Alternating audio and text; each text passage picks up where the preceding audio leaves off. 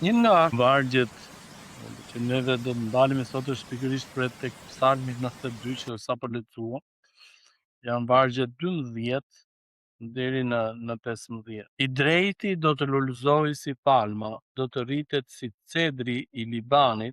Ata që janë mbjellë në shtëpinë e Zotit do të lulëzojnë në kopshtet e Perëndisë. Do t'japin fryte edhe në pleqerinë, do të jenë të lulëzuar dhe të blerë.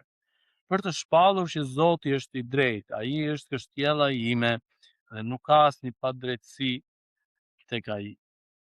Por të vëmë re tek gjithë njerëzit synimet ose qëllimet ose nëse do bënim një si tip pyetësori, qëllimet ose synimet që një njeri ka është me jetën e vet është të punoj fort, fuqishëm, kur sej i lek edhe kur dal pension pastaj ke mundësi që ta shijoj jetën. E çuditshme është që neve si njerëz shpenzojmë vitet tona më të mira, që jemi të fuqishëm, që jemi të shëndetshëm, duke punuar dhe duke kërkuar që të arrijmë diçka në jetë. Dhe në fakt harrojmë se sa e rëndësishme është të kesh të shpenzosh edhe kohë me Zotin dhe ta shijosh jetën. Pikërisht tek Psalmi 92 që sapo lexuam ne gjejmë këtë gjë. Dhe ndërsa neve e shikojmë gjithashtu dhe faktin që tek vargu 14 për shembull, na thotë që ata do t'japin fryte edhe në moshë të vjetër. Shpeshherë pra kur mendojmë për pleqerinë, për moshën e vjetër, moshën e tretë, mendojmë që do ta shijojmë jetën edhe kaq. Nuk kam se të punojmë asnjë gjë. Por në fakt neve kur jemi në këtë ose njerëzit që janë në këtë moshë, në këtë fazë të jetës së tyre, shikojmë që kanë një qëllim akoma më të lartë me jetën e tyre, kanë një qëllim që t'i shërbejnë Zotit. Për shembull, shumë njerëz në Bibël neve lexojmë dhe shikojmë që ata në moshë shumë të vjetër, tek të 80-tat, ata i shërbyen Zotit. Për shembull, Mojsiu neve gjejmë që tek Eksodi kapitulli 7 vargu 7 thotë që dhe Mojsiu ishte 80 vjeç dhe Aroni vllai i tij pra ishte 83 vjeç kur ata folën me faraonin. Pra i kërkuan faraonin që ta nxirrnin që të merrnin Izraelin që ta nxirrnin jashtë. Ndërkohë kur ditët e jetës tonë, thot Psalmi 90 vargu 10 janë 70 dhe nëse për ndonjë arsye dikush është më i fuqishëm dhe jeton 80 edhe më shumë,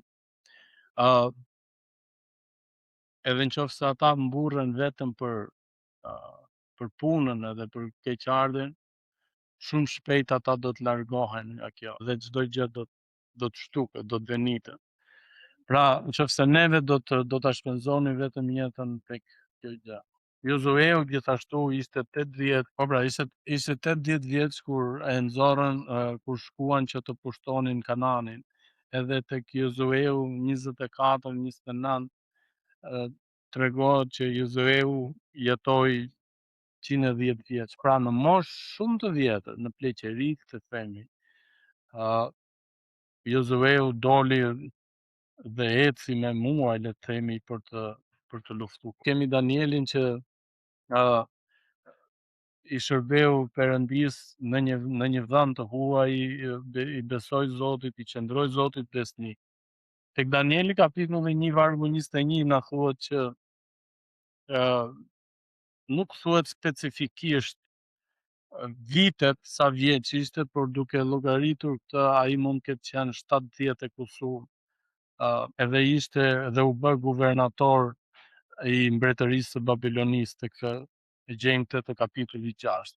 Pra shumë njerëz i shërbyen Zotit.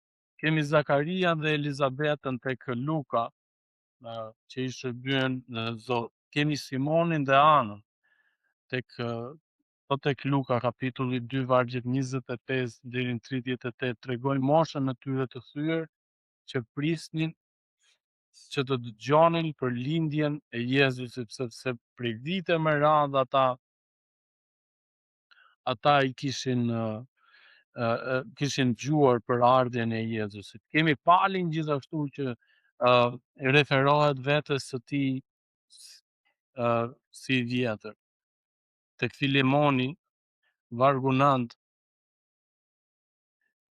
Pali thot që edhe pse jam në moshë të thyer, jam akoma i burgosur për Krishtin.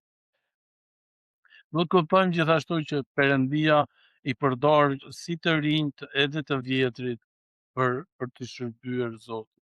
Mua një varg që më bën përshtypje tu tek Psalmi 92 që lexuam së bashku, është pikërisht duke filluar që tek i drejti do të lëzoj si palma, do të rritet si cedri i Libanit. Dhe vargu 13, ata që janë mbjellë në shtëpinë e Zotit do të lulëzojnë në kopshtet e Perëndisë tonë.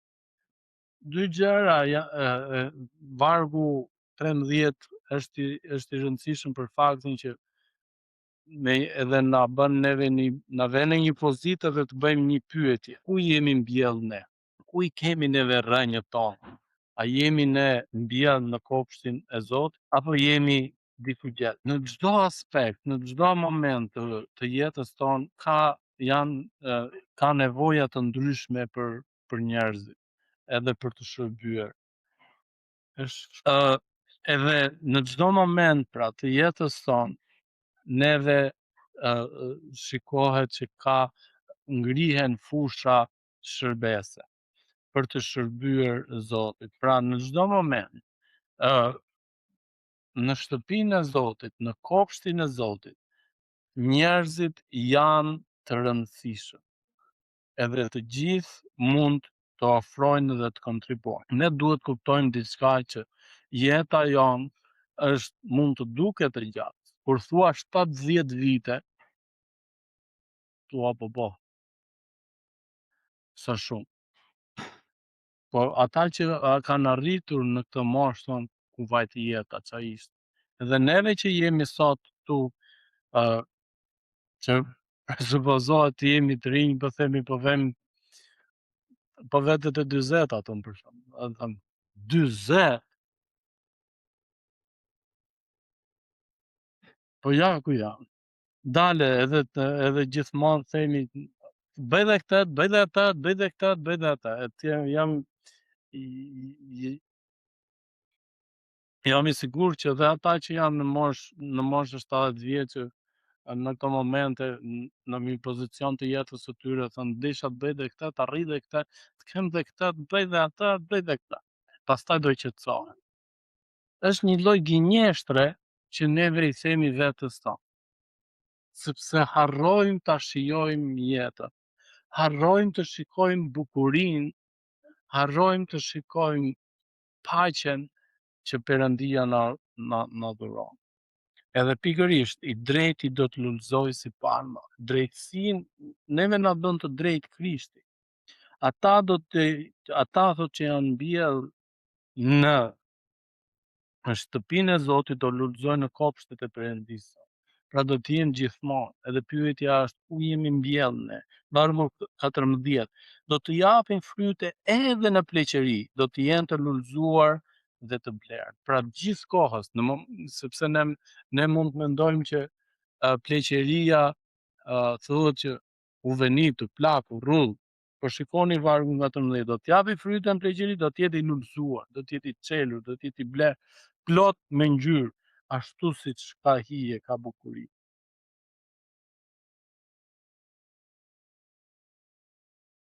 Ne duhet kuptojmë gjithashtu pra që vendi, neve kemi një vend shërbimi edhe kisha ka nevojë për gjithë secilin prej nesh që ta mbushi këtë vend shërbimi. Perëndia na ka bërë në mënyrë unike dhe na ka dhënë mundësi që ne të kemi mundësinë të bekojmë të tjerët. Perëndia sigurisht mund të i përdorë njerëzit në çfarë lloj moshe. Historia biblike na ka treguar këtë që njerëzit Perëndia i ka përdorur në moshë të vjetër. Ne por është e rëndësishme për gjithë ata njerëz që janë të gatshëm që të përgatisin veten e tyre për të shërbyer Zotit, janë të gatshëm që të ofrojnë veten e tyre, pra të vinë, të paraqesin në shërbesën e Zotit. Ne mund nga punët tona në botë ku punojmë, ne mund të dalim në pension, por asnjëherë nuk del në pension kur je duke shërbyer Zotit. Themi pengesat fizike mund të limitojnë gjithë secilin për nesh, por jo që të na ndaloj plotësisht. Vetëm vdekja fizikisht mund na ndaloj që të shërbejmë Zotit. Pra gjithë secili prej nesh ka një dhënë shërbese. Prandaj le mos të dekurajohemi, madje edhe nëse njeriu jon i jashtëm është duke u plakur, thot Pali tek 2 Korintasve. Por njeriu i brendshëm shpirtëror është gjithmonë duke u rinuar dhe duke lulëzuar sepse është i mbjellë në kopshtin e Zotit.